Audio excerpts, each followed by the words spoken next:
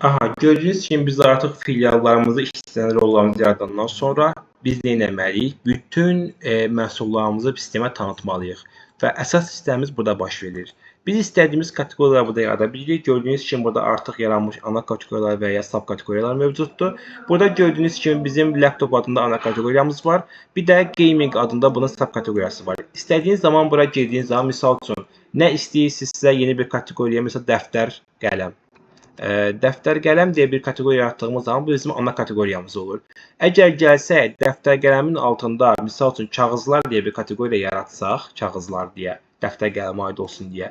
Dəftər qələmi seçən kimi bu bunun subkateqoriyasına, yəni bu ana, bu da bala kateqoriya çevrilmiş olur burada. Kateqoriya yaratmaq istəyimiz bizim bundan ibarətdir yalnızca.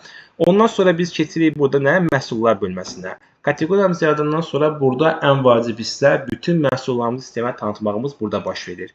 Misal üçün, məhsulumuzun barkodla alınırsa, barkod üzərində gəlirsə, bura barkodunu tanıdırıq. Yoxdursa, boş qoyursunuz və avtomatik olaraq həmin barkod hissəsi avtomatik dolmuş olur. Əgər burada məhsulun adına misal üçün yazsanız ki, A4 kağız, A4 kağız təyin etdiyiniz zaman bunun növünü seçirsiniz. Bunun növü məhsul və ya xidmət olur. Kateqoriyasını təyin edirik ki, bunlar məsəl dəftər qələmə aid olsun. Alış qiymətimiz misal üçün 10 manat, satış qiymətimiz 20 manat təyin edirik və burada bunu yadda saxlayırıq.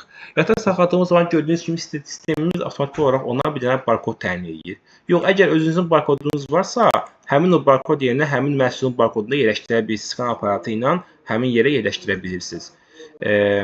Bu bizim bütün məhsullarımızı sistemə tanıtma sistemimiz burada baş verir. Bununla da yekunlaşırıq.